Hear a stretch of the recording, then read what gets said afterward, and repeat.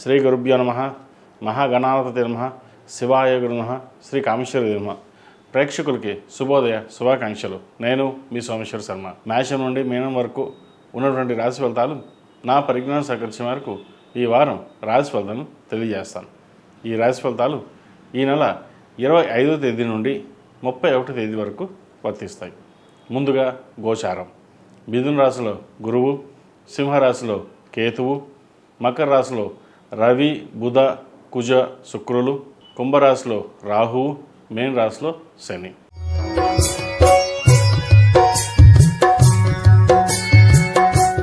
సింహరాశి వారికి ఈ వారం మిశ్రమ ఫలితాలు గోచరిస్తోంది. రాష్ట్రాధిపతి అయిన రవి 6 కుజ, శుక్ర, బుధులతో కలిసి సప్తమాధిపతి అయిన శని అష్టమంలో ఉన్నారు. అష్టమ శని నడుస్తోంది. అష్టమ శని వీరికి అంత అనుకూలంగా లేదు.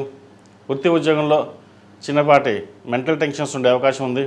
వ్యాపారంలో ఆర్థిక అభివృద్ధి బాగున్నప్పటికీ ఖర్చుల మటుకి అధికంగా ఉంటుంది. ₹1 వస్తే ₹2 ఖర్చు ఉంటుంది. అదేవిధంగా పర్సనల్ లోన్స్కి, క్రెడిట్ కార్డ్స్కి దూరంగా ఉండడం చెప్పదగినది. ఒక చోట ఇన్వెస్ట్మెంట్ చేయడం కోసం ఇంకో చోట అప్పు చేసి చేయాల్సిన పరిస్థితి ఉంటుంది. సాధ్యమైనంత వరకు అవసరమైతే ఇన్వెస్ట్మెంట్ చేయండి, లేకపోతే కామ్గా ఉండి తర్వాత చూద్దాం అనే భావనకు వెళ్ళడం చెప్పదగినది. అదేవిధంగా నూతన ఉద్యోగ ప్రయత్నాలు ఎవరైతే చేస్తున్నారో కలిసి వస్తుంది. అయితే ఉద్యోగం చేదాకా వచ్చి చేజారిపోయే అవకాశాలు కూడా లేకపోలేదు. వచ్చిన అవకాశాన్ని సద్వినియోగపరిచిన కంటే మెంటల్గా స్ట్రెస్ అనేది ఎక్కువగా ఉంటుంది. ఆఫీస్లో స్ట్రెస్ కంటే ఇంట్లో స్ట్రెస్ ఎక్కువగా ఉంటుంది. వాళ్ళు ఇదన్నారు లేకపోతే వీళ్ళు అదన్నారని ఏదైనా సరే సామరస్యంగా ఉండి అందరికీ సమాధానం చెప్తూ మీ పని మీరు చేసుకోవడం చెప్పదగినది. లేకపోతే నలుగురిలోనూ మాట పడడం, ఇటువంటి దీనివల్ల కెరియర్ మీద ఇంపాక్ట్ అనేది పడే అవకాశం గోచరిస్తుంది. అదేవిధంగా నూతన గృహం కొనాలనే ఆలోచన ఉంటుంది. అయితే ఇప్పుడు కొందామా తర్వాత కొందామా అని ఆలోచిస్తారు. ప్రస్తుతానికి ఏదైతే ఉందో సేవింగ్స్కి వెళ్ళండి. నూతన గృహం అనేది మార్చి తర్వాత ప్రారంభించడం చెప్పదగిన సూచన. అదేవిధంగా వైద్య వృత్తిలో ఉన్న వారికి, చార్టెడ్ అకౌంట్స్, ఫినాన్స్ సెక్టర్స్లో ఉన్న వారికి చాలా అనుకూలంగా ఉంది. రియల్ ఎస్టేట్ రంగంలో ఉన్న వారికి కొంత ఇబ్బందికరమైన వాతావరణం అని చెప్పవచ్చు. ఒక చోట ఇన్వెస్ట్మెంట్ స్టక్ అయ్యే అవకాశం కూడా లేకపోలేదు. వాటి విషయంలో జాగ్రత్త వహించాలి. అదేవిధంగా వివాహాది శుభకార్యాల విషయంలో జాతకాలు పరిశీలించుకుని ముందుకు వెళ్ళడం చెప్పదగినది. సంతానం కోసం ప్రయత్నాలు చేసేవారికి ఈ వారం శుభవార్త వినే అవకాశం గోచరిస్తోంది. ఈ రాశిలో జన్మించిన విద్యార్థులకు కాలం చక్కగా ఉందని చెప్పచ్చు. దక్షిణామూర్తి స్తోత్రం పఠించడం చెప్పదగిన సూచన. విదేశాల్లో ఉన్న వారికి కాస్త గడ్డుకాలమే ఉంటుంది. వీసా స్టాంపింగ్ విషయంలో చిక్కులు ఉండే అవకాశం గోచరిస్తోంది. జాగ్రత్త వహించాలి. ఏదైనా సరే 10 మంది సలహాలు కాకుండా తీసుకొని అది ఏది రైటో ఏది రాంగో మీరు డిసైడ్ చేసుకోవాలి. మీరు డిసైడ్ చేసి ముందుకు వెళ్ళడం ముఖ్యంగా.